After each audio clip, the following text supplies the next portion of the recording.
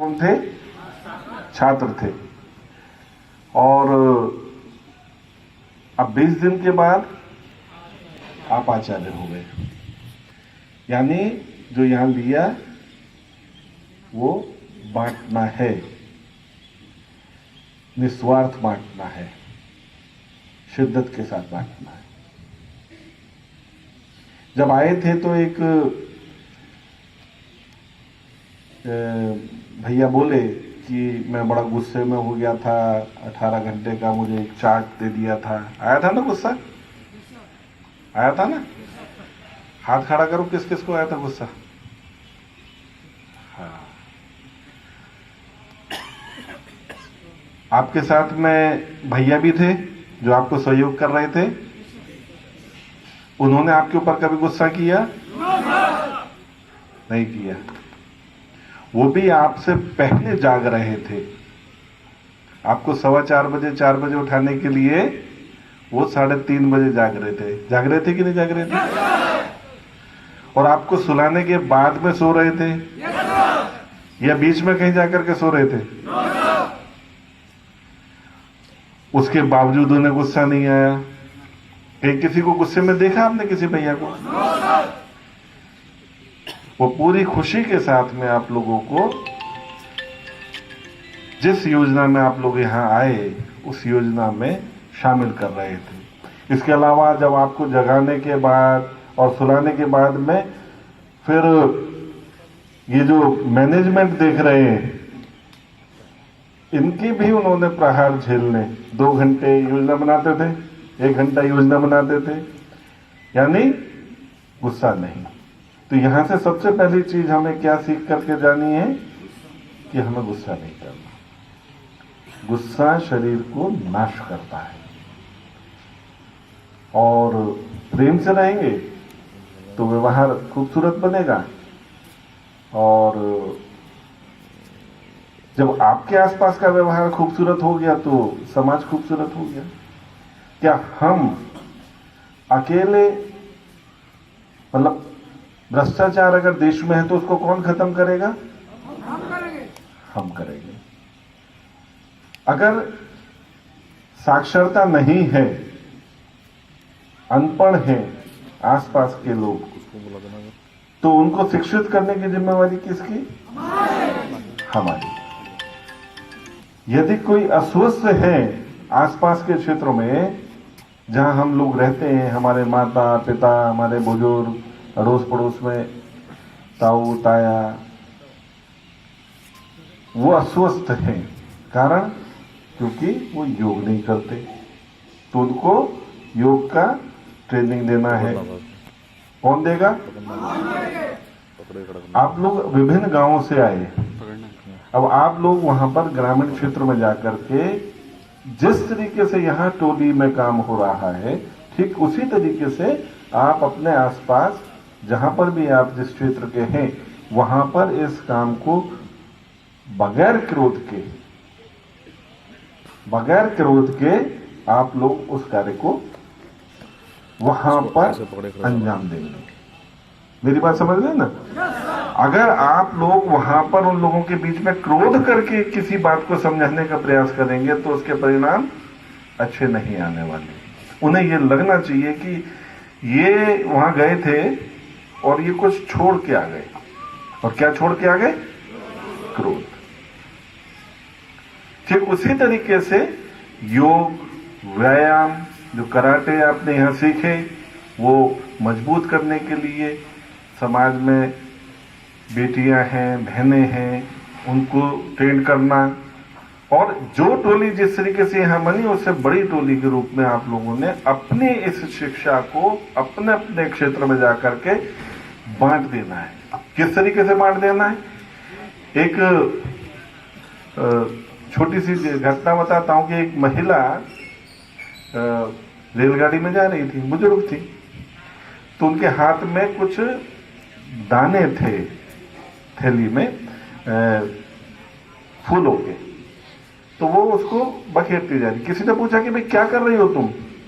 कि मैं, ये जो मेरे हाथ में दाने हैं, ये बीज, ये फूल के बीज हैं और मैं इसको जगह जगह डाल रही हूं, जिससे कि ये फूल, ये जो बीज हैं, ये वहां पर पटरियों के किनारे ये जड़ें जमा लेंगे और एक पौधे के रूप में तैयार होने के बाद में जब इसमें से खूबसूरत फूल उगेंगे तो ये धरा जो है, ये जो धरती है, वो खूबसूरत हो जाएगी। ठीक उसी तरीके से आपने अपने क्षेत्र में जाकर के उस धरा को, उस गांव को एक आदर्श गांव के रूप में तैयार करना है। उस बीज की तरीके से आपने इसका वहां पर पोषण करना है। समाज में बुराइयां बहुत है। ये जो गांव झिंझोली है, आपको मैं बता दूं, ये नशा मुक्त गांव है। इसी तरीके से आपने अपने क्षेत्र में जाकर के ये जो व्यसन है, नशा, शराब, सिगरेट और तमाम दुनिया भर के नशे हैं, उनसे लोगों को जागरूक करना है और मुक्त करना है। उन्हें बताएं कि जो तुम पैसा खर्च कर रहे हो इस चीज को उपभोग करने में, वो सब चीजें तुम्हारे को बीमारी के रूप में खर्च होने वाली है, उससे दुगनी तादाद में। तो ये नशा मुक्ति का भी विशेष रूप से आप लोगों ने अपने क्षेत्र में जाकर के ख्याल करना चाहिए। ये जो शिविर है, ये जो झिंझोली है, इसकी खूबसूरती मैं आपको और बताऊं। भारत के राष्ट्रपति जी का नाम पता है आप लोगों को? क्या नाम है?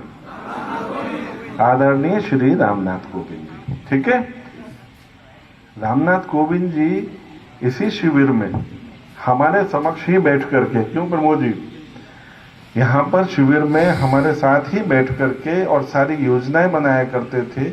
उनका बहुत सानिध्य हमें हर एक शिविर में मिला करता था। जैसे कोई भी शिविर होता था उनमें उनका सत्र जरूर हुआ करता था। कई वर्षों से उन्होंने इस शिविर को अपना पूरा समय दिया। मेरे साथ मेरे ख्याल में 2009 की या 10 की बात है, 10 दिन हम लोग इकट्ठा रहे थे। 10 दिन हम लोग, जैसे आप यहाँ पर 20 दिन है ना, तो उस वक्त में रामनाथ कोविंद जी राष्ट्रपति जी जो है, वो उस वक्त में हमारे साथ में 10 दिन रहे। यानी ये जो भूमि है, ये अपने आप में इतनी शक्तिशाली भूमि है कि इस भूमि से निकलने वाले लोग देश के सर्वोच्च पद तक पहुंचे हैं। ये अपने आप में खूबसूरत मिसाल है। जब आप वहां जाएंगे तो बताएंगे कि इसी शिविर में जहां हम प्रशिक्षण लेकर के आए, राष्ट्रपति जी ने भी 10 दिन वहां पर बिताए। ये खूबसूरती है इस भूमि में। यहां से जो निकल करके जाता है, बहुत अच्छे अच्छे ओहदों पर आज मंत्रालयों में बैठे हुए मंत्री हैं तमाम, उन्होंने भी यहीं बैठ करके इसी तरीके से प्रशिक्षण लिया और प्रशिक्षण दिया भी। आप लोग अपने अपने क्षेत्रों में जाएं।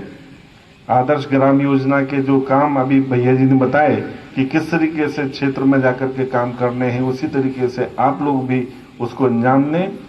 आदरणीय जयप्रकाश अग्रवाल जी, इनका मुझे वर्षों से सानिध्य प्राप्त है, मुझे बहुत प्यार करते हैं, लाड़ करते हैं, और मैं भी ईश्वर से ऐसे ही स्नेह उनसे हमेशा चाहता हूं। अभी फिलहाल कुछ दिनों से वो अस्वस्थ हैं तो बहुत ज्यादा मिलना नहीं हो पाया।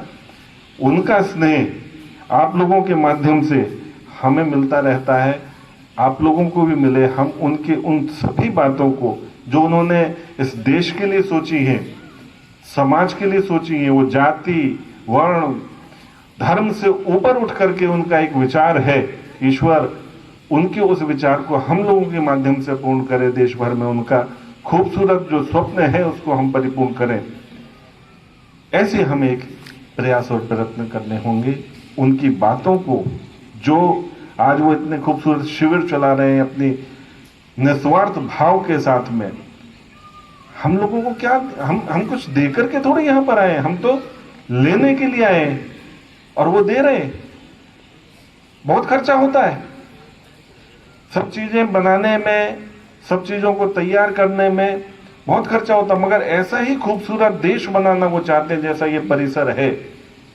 हम उसमें उनका सहयोग करें। उनकी उन सारी योजनाओं को, जयप्रकाश जी की जो उन्होंने ख्वाब में हमेशा हमारे दिमाग में डाली है, उन बातों को हम लोग आगे पहुंचाने का, उसको समाज में फलीभूत करने का प्रयास करें। बहुत अच्छा लगा आप लोग विविध तरीके के अभी आपने यहाँ पर प्रदर्शन किए, बहुत खूबसूरत झांकियाँ थीं जिसमें विविधता पूरे देश की देखने को मिली। इसी तरीके से हम खूबसूरत बनाए देश। इन्हीं शब्दों के साथ में मैं अपनी वाणी को विराम देता हूँ। धन्यवाद। बहुत बहुत धन्यवाद सर।